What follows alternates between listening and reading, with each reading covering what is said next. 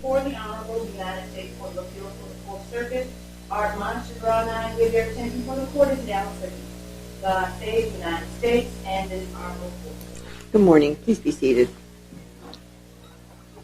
We're happy to hear argument in our first case, number 134133, United States versus Eccleston. Mr. Martin.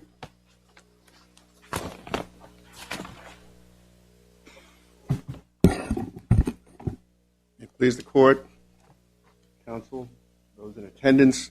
My name is Anthony Martin, and I represent Xavier Eccleston. What I intend to do, Your Honor, is give you a brief background of the facts. I'm going to go into chronology, and then I'm going to go into the first issue, and that is dealing with the cell phone search and seizure. And then from there, I'll move to the other issues, multiplicity, variance, etc.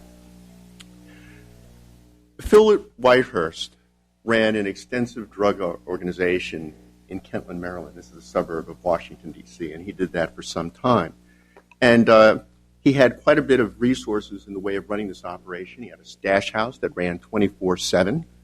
He had personnel, including stash house captains, so that the operation could stay open 24 hours a day. He had drivers, distributors, sellers, cooks, collection agents, and lookouts. And, of course, he had customers. And what all of these people had in common was the Kentland neighborhood. The customers came there to buy crack. The personnel was there to deal in crack. Everybody was there to deal in crack. Some of the customers, however, also bought powder. But all of those customers also came from Kentland. Either they had family in Kentland, they used to live in Kentland, or they had paramours who lived in Kentland. The only customer who had nothing to do with Kentland was Xavier Eccleston.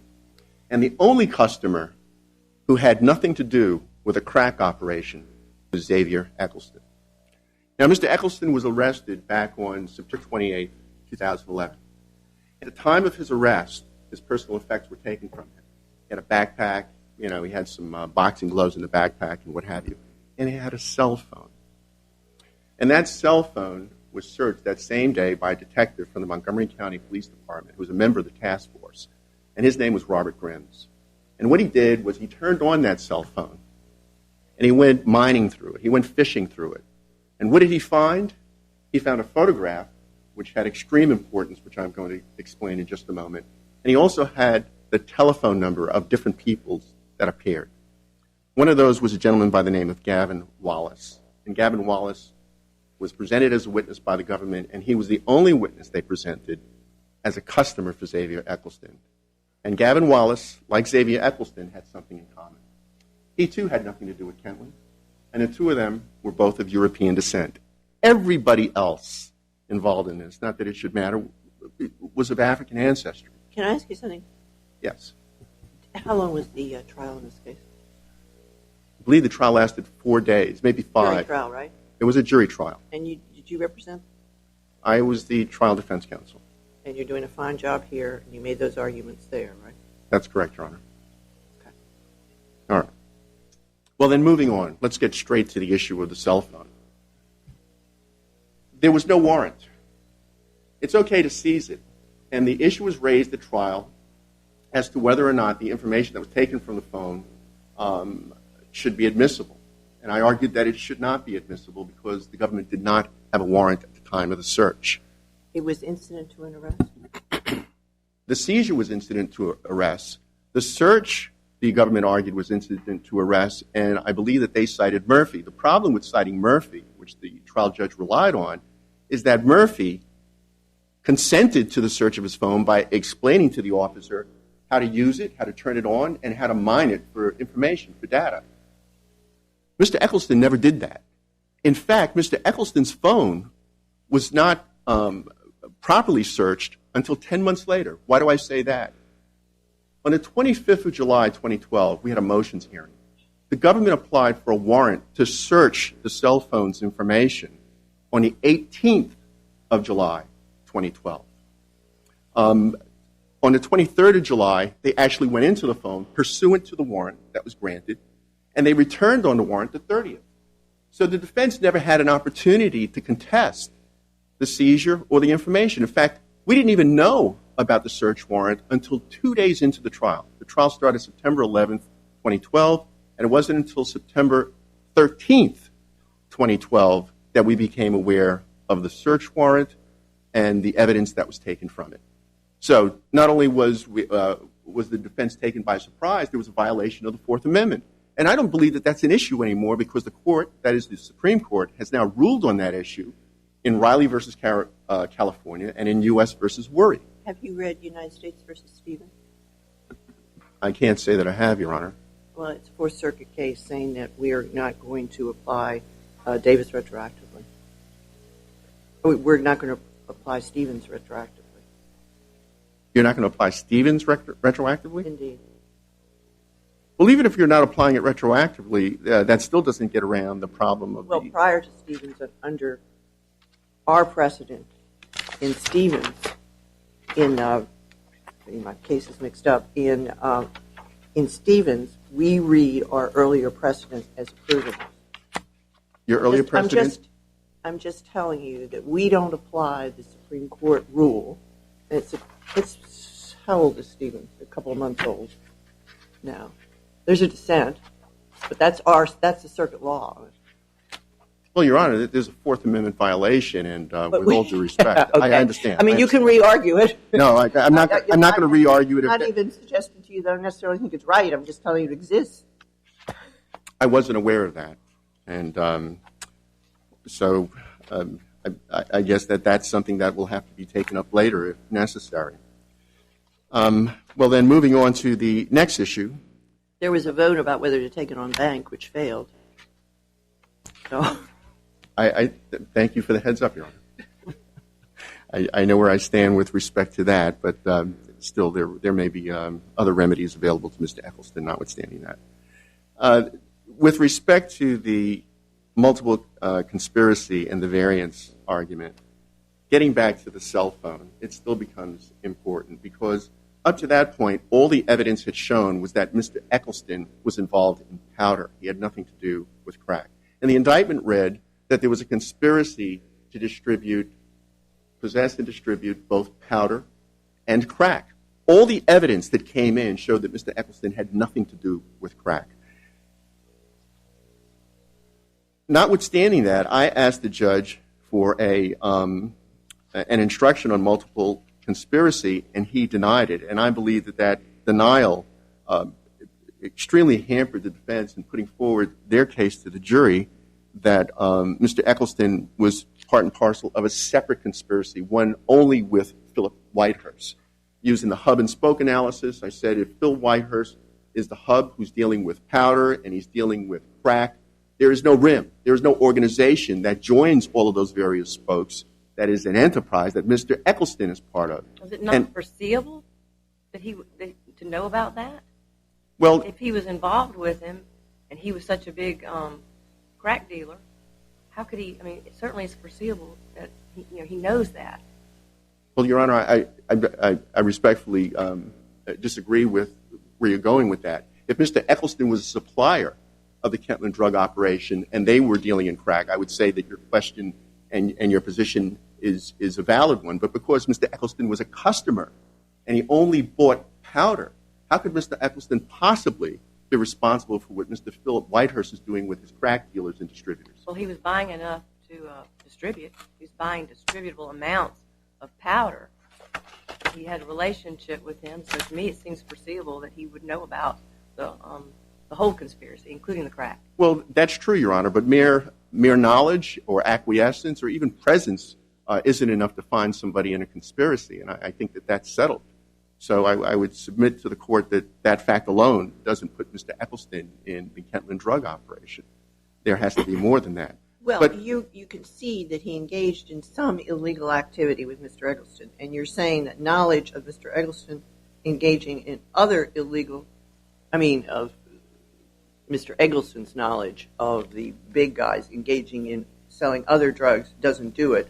We're saying he's part of the total conspiracy. That's correct. I'm not so sure. What authority do you have for that? When you've conceded that Yorkman did engage in one illegal conspiracy with him involving out of the same house, blah, blah, blah.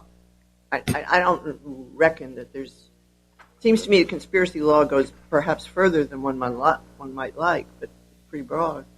Well, that's true. The conspiracy law is broad. It's the darling of the prosecution, but it still doesn't get around the fact that just because somebody is aware of the nefarious acts or the misconduct of another person, that they're necessarily involved in it.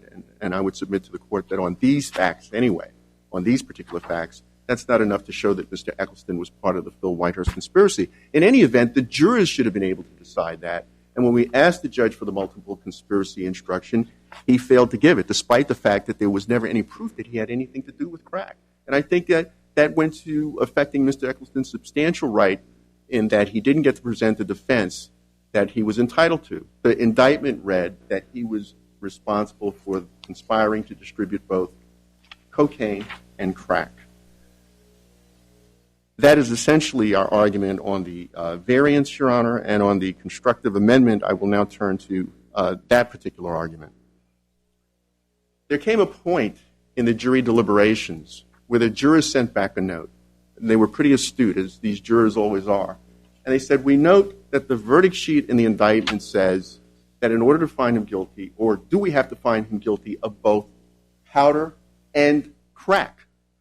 And the judge responded, over objection, that you can find him guilty of conspiring to distribute powder and or crack. And we believe that by doing that, what he did was he broadened the scope of Mr. Eccleston's potential liability, and he also impermissibly amended the indictment and violated his Fifth Amendment right to have an indictment by the grand jury. And that constructive amendment argument was, I don't want to say was ignored by the court, but he did not agree with us. He went forward anyway, and it was shortly after that. When I say shortly, within hours after that Mr. Eccleston was found guilty. Now, the government says that we are speculating as to whether or not the jurors would have acquitted him. Perhaps there is some speculation, but I suggest that the note says that reasonable people were having a hard time finding him responsible or guilty of being involved with crack. And that's the point that we made in our brief. It determined that attributed amount of both crack and powder cocaine to your client, correct? That's true. They did. They did.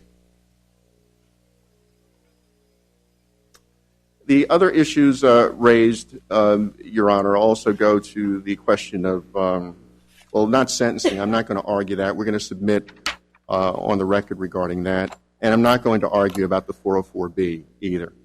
But Mr. Eccleston was also concerned with the fact that his speedy trial rights were violated. If you read the brief, you'll see that he had made several demands for a speedy trial.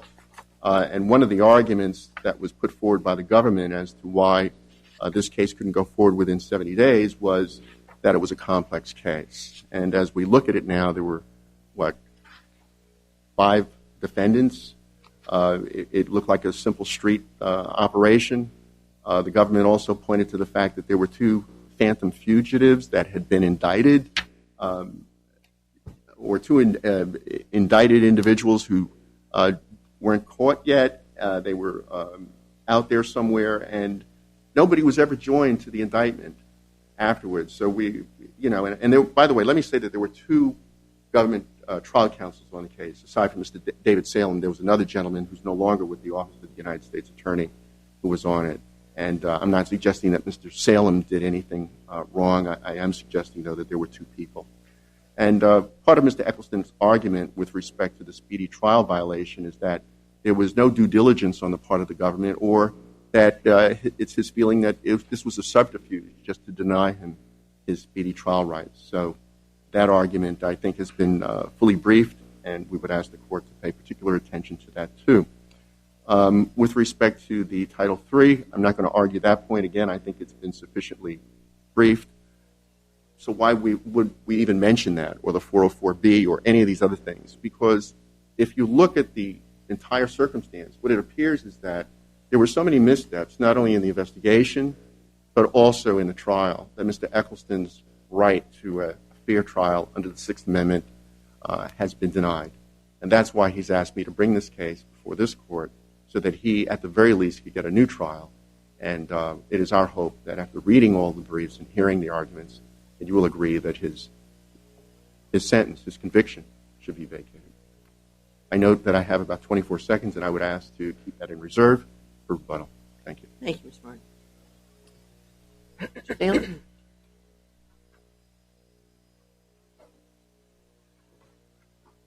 Good morning, Your Honors. Mr. Salem, do you know about United States versus Stevens? I do not, Your Honor. I'm sorry to say I do Well, not. it's not exactly the same issue, so I was going to try to make the argument for the other side, distinguishing it. But since nobody knows about it, we'll just pass on. I'm not aware of it, and I'm sorry to say. But That's all right. Just we don't need any 28J letters on it. We know about it. Okay. Because I know that your office is enthusiastic about those 28J letters. And that is true, too. Your Honor.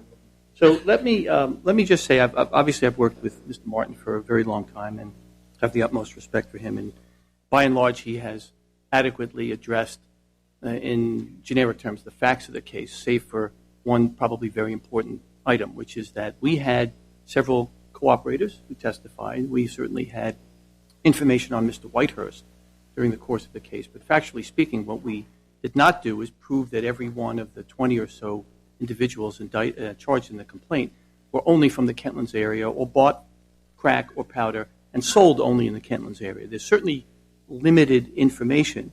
That limited information does, in fact, show that most of these individuals shopped for the crack cocaine or the powder cocaine in Kentlands, and that it certainly was sold from the Kentlands area. But where exactly it went after that, there is no evidence, and it's unfair, I think, to say that everything happened. Shopping at a store makes you a conspirator with the owner of the store? Depending on what you know the owner is doing. Tell me about Mr. Eccleston then. All right. Well, tell me tell me what's the evidence beyond shopping at the store? Okay. Well, in this particular case, Your Honor, what happened is that Phil Whitehurst, who was the leader of this organization. I understand that, but we don't go all the facts. We just talk about Eccleston because the government puts all these people together. And Bruden doesn't exist anymore. It used to be a thing called Bruden, and now it doesn't exist. But you put all these people together, and you say conspiracy. Question is, I want you to address directly Mr. Martin's question. That is, he said, yes, my client purchased powder as a customer. Now, I don't care what Whitehurst was doing. He may have had the biggest store in the world. He said, I bought powder from him. I bought powder and I left. Whatever. Tell me factually, why is that wrong? That's all I would just tell you. Because that's the guts of this case, right? I think that's right. I think the fact that he bought powder from Philip Whitehurst, who was selling powder and crack. That makes you a conspirator? That's a sale, isn't it? Absolutely. Well, no. He bought powder, and there was evidence that he distributed that powder. Okay, well, that's a conspiracy between just the two of them, then. But there was evidence that other people bought powder and distributed powder from the same individual from the same houses, and there was evidence certainly that individuals also purchased crack from those houses, the same houses, from the same individual. Good. Is there any evidence that Mr. Eccleston knew that other people were buying from Whitehurst?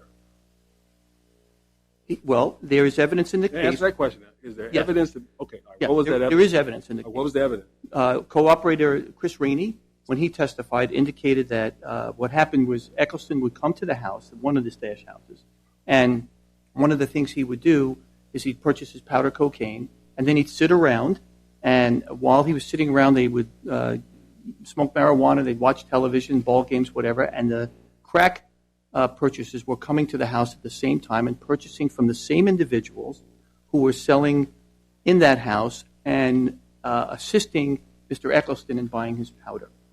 So that, for example, there are calls where Whitehurst would tell Eccleston, go through and see John, that's this John Holt, and you can pick up the powder. Essentially, that's the thrust of the conversation.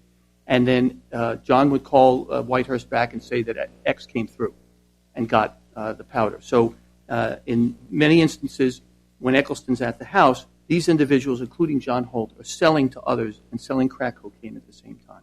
In addition, Rainey testified that most of the people he knew were buying powder and cooking it into crack and then selling it as crack. And that is at least some evidence that Mr. Eccleston was also involved in the crack cocaine. And the jury, after all, found him involved in a larger amount of powder and some crack cocaine.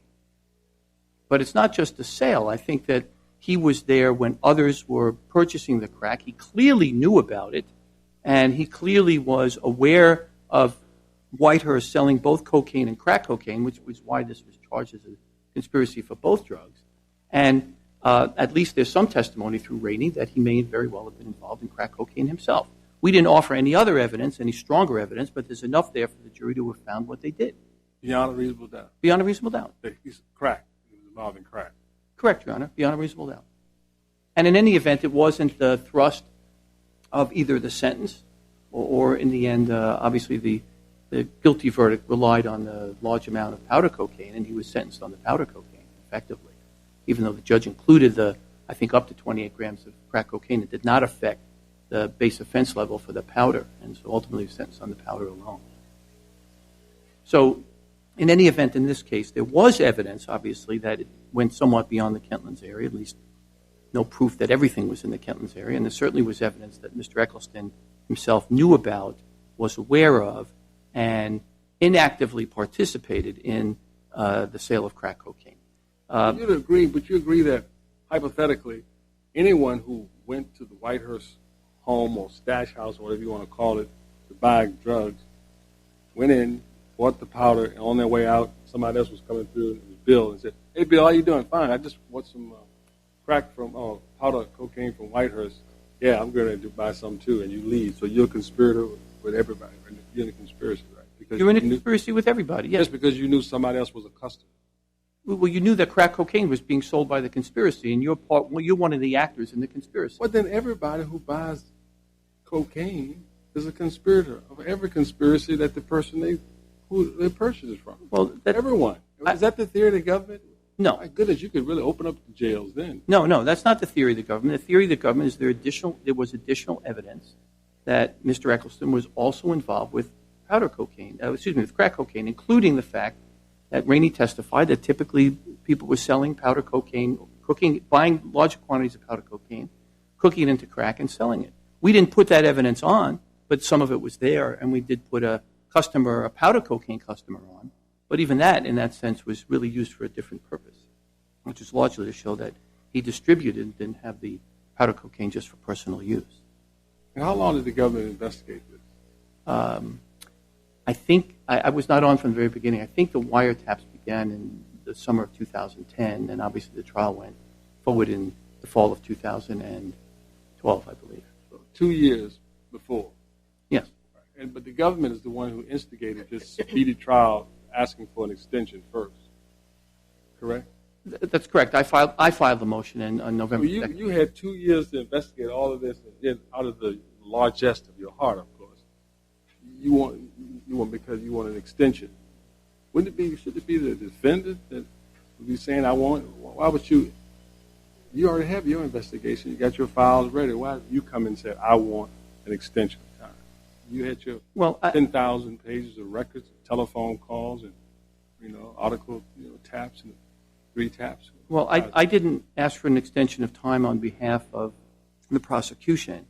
I had suggested in the motion, as well as the order that Judge Williams signed, that the case was sufficiently complex because of, at the very least, the number of wiretaps, and at that time even the number of defendants, that defense counsel would require additional time to be ready. And, of course, that motion was out there for approximately 3 weeks. There was no response from any of the defense counsel, none at all, and the judge signed the order. And then ultimately there were motions filed by various defendants about a month later, all the way through the motions hearing. So we have motions in January and April and even in June and I think maybe early July prior to the motions hearing in July. But then you had 2 defendants that weren't served, they were still at large? Well, Your Honor, that's probably a mistake on my part. Yeah, right. I was wondering about that. Tell me about that. Well, the complaint obviously charged about 19 or 20 people. And at the time of the superseding indictment, the first indictment subsequent to the complaint, there was nobody redacted from that indictment, although there were a few people in the complaint who had been redacted who were still at large. Ultimately, we added some people along the way during this, but I think the third superseding indictment in April added John Holt, for example, and he was at large at the time. But the charging document under which Mr. Eccleston went forward with his arraignment and then ultimately the motions were filed on there isn't a redacted fugitive. So that's probably my mistake on that. But nevertheless, that's not even a factor on the 3161H. What is a factor is the complexity of the case, and of course that was also in the order that Judge Williams signed. Does that make the case complex or just large? It's the difference between complexity and just large. Well, it's just a lot of records to go through.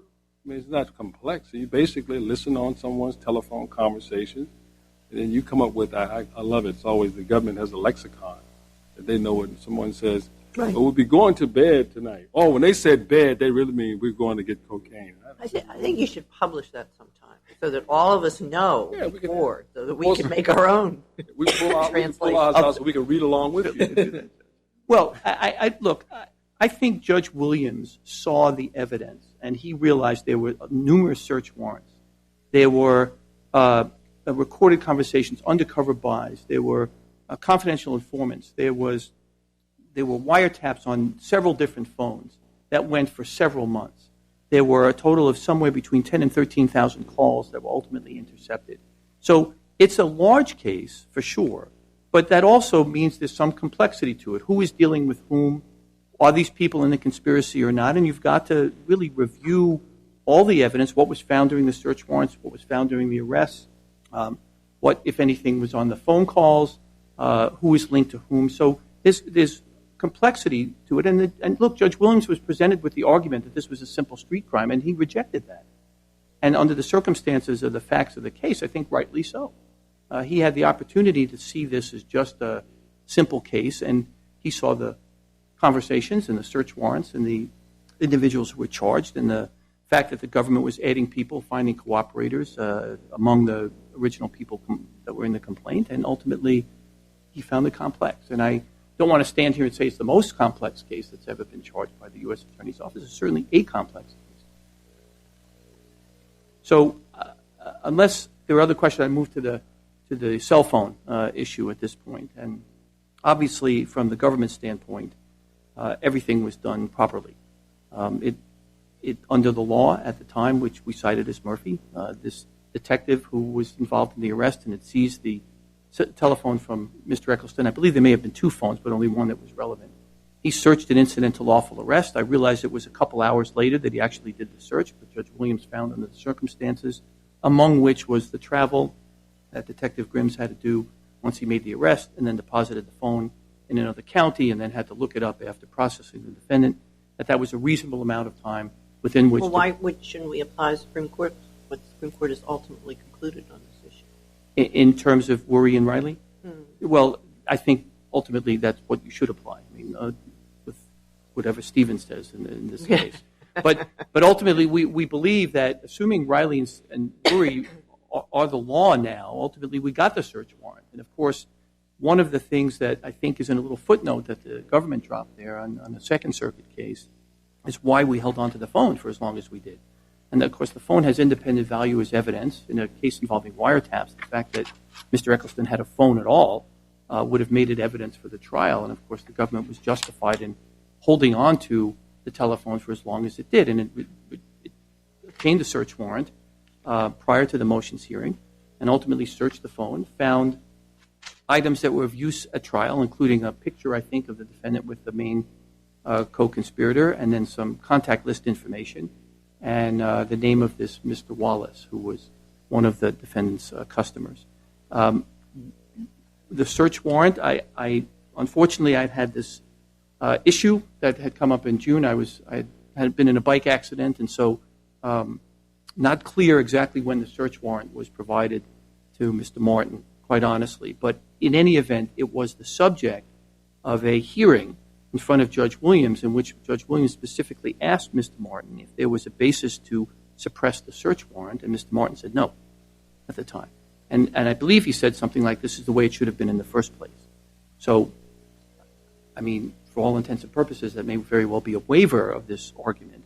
But in any event, we got a search warrant in a timely fashion to open the contents of the cell phone. And what we saw there and what we introduced at trial is really cumulative of what we had anyway, and therefore harmless error, in large part because three of the contacts on the list, it was Marshall, Wood, I think it's Kenny Smith, who was nicknamed Wood, and Mr. Bryant, who was known as Lowe's. Their contact information was on the phone, and they testified in the case. There was the picture of Philip Whitehurst, but those cooperators put Mr. Eccleston together with Mr. Whitehurst in their testimony. And ultimately, when Mr. Wallace was called, as I say, he was called largely to offset strategically the thought that somehow you can buy such a large quantity of powder and then have it for personal use over time. And so he indicated that he had bought some from Mr. Eccleston, so that we hope knocked that argument down. Apparently the jury agreed. But ultimately, even if for some reason or other we obtained the information in a constitutionally infirm way, it was, I believe, nothing more than harmless error. And then turning briefly to the So your claim is that you got the cell phone information incident to a warrant. Is that what you're saying? That's correct. When Detective Grimm... A later obtained warrant after you had the cell phone. That's correct. And when Detective Grimm searched through the warrant, searched through the cell phone himself, he did find the same information. I don't know if it came out in trial that the information was passed on to the FBI, which obtained the warrant later.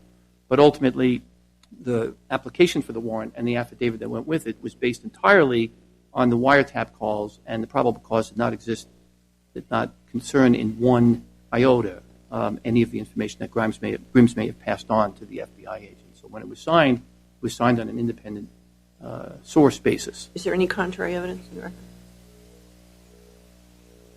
I don't think so, Your Honor. I don't believe so.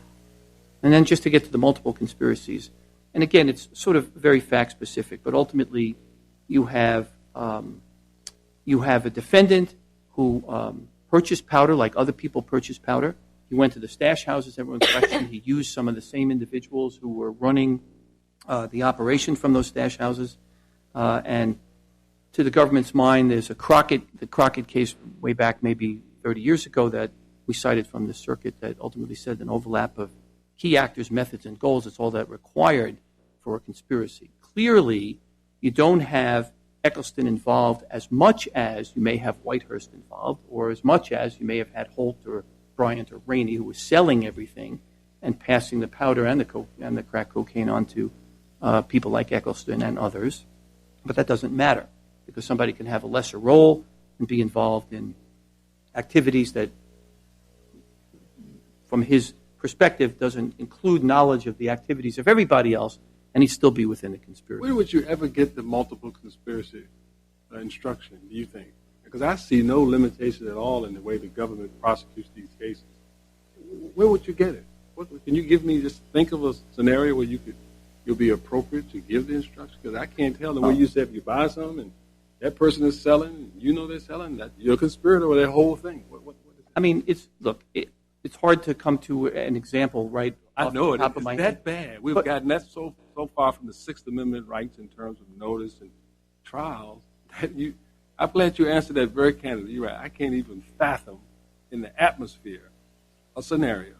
Well, let me suggest something. If I had, for example, a defendant who had, there was very little evidence of actually purchasing cocaine or crack cocaine, but the defendant... Very little evidence? What does that mean? Very little evidence. In the course of a conspiracy, some evidence, but very little.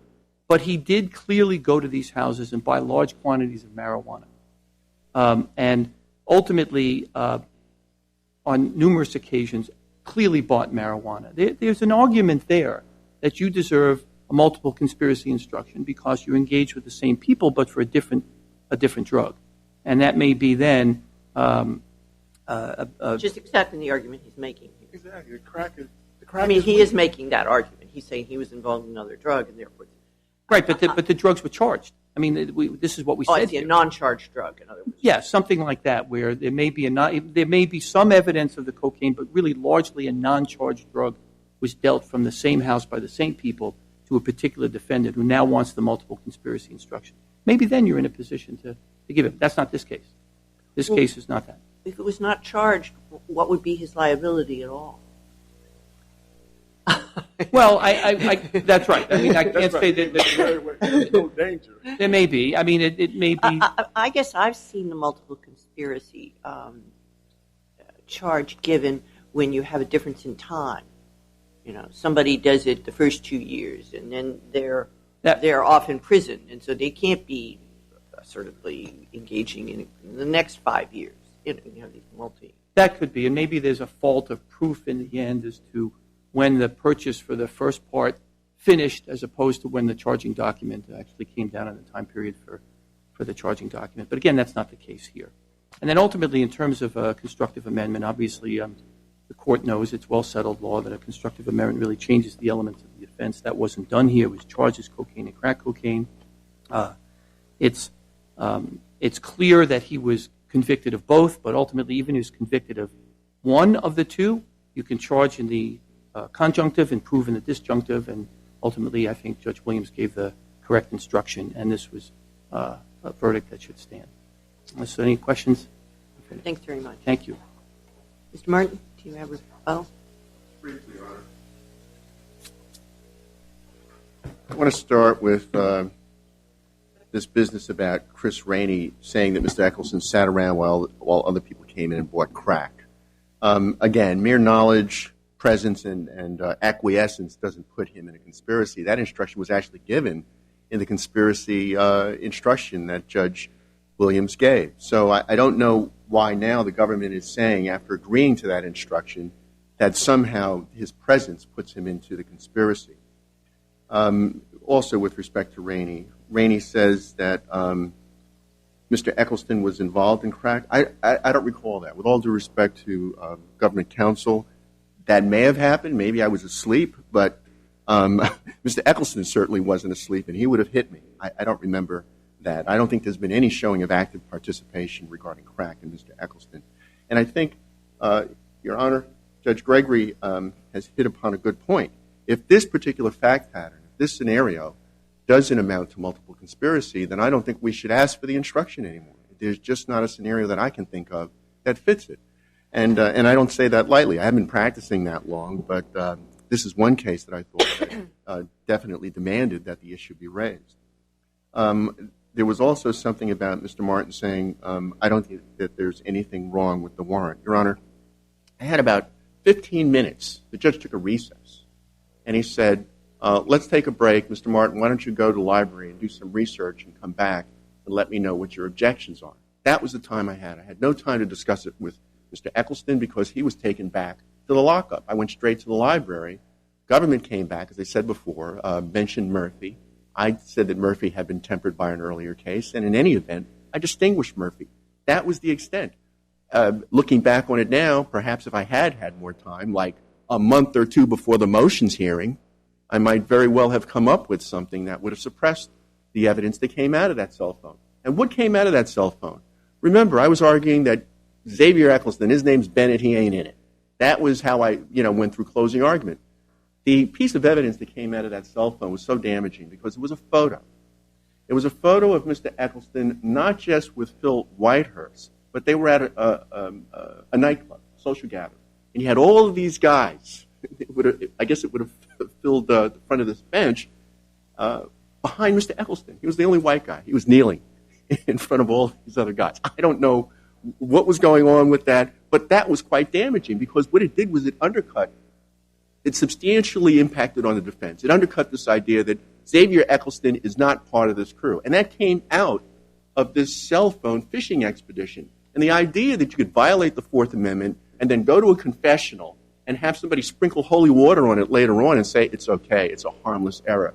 I don't know that a constitutional violation of that magnitude should be described as a harmless error. And again, with all due respect to counsel, I think that that's unfair to just minimize it that way. There was also an argument here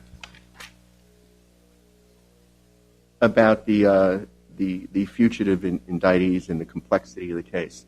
Again, I haven't been a lawyer that long. It's only been 33 years. I've done a few of these cases now, and this case was no different from any other drug distribution case that I had seen come out of the office in Greenbelt. Your Honor, there was nothing complex about it. There were 10,000 contacts, 60 involved Xavier Eccleston. I was able to do a OCR search because the documents were all searchable, and I was able to hit on each one of those contacts involving Xavier Eccleston. It didn't take long to go through that, and it wouldn't have taken the government long with its DEA agents and its FBI agents. You know, they put on a show when they have the trial. They reel in the boxes, and everybody is sitting behind them. They had plenty of people who looked through it, and as already has been pointed out, they had 2 years to investigate this. Mr. Eccleston demanded a speedy trial right, he was livid with me. He was so livid that I had agreed, to an extension.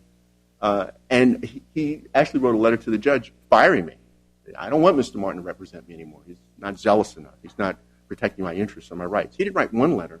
He wrote 2 letters. And I didn't file one motion. I filed 2 motions. And at the initial appearance in his arraignment, I also had asked that his speedy trial rights be noted on the record. So when we talk about speedy trial, I think Mr. Eccleston preserved his right. I think he suffered substantial harm. And I think the government, in its late finding of this photo, proves that if the trial had gone forward when it was scheduled to go forward on January 3rd, the jurors might have never seen that photo, and our defense may very well not have been undermined. That's speculation and conjecture. I'm sure if Mr. Salem could get up again, that's what he would say. But I think that's a reasonable assumption, given the facts of this case. And I want to thank you for listening, giving me the time on behalf of Mr. Eccleston. Mr. Martin, I understand that you're court appointed, and we very much appreciate your efforts for your client. You've done a fine job. That's kind of you to say so. Thank you very much. Thank you. We will come down and greet the lawyers and then go directly to the next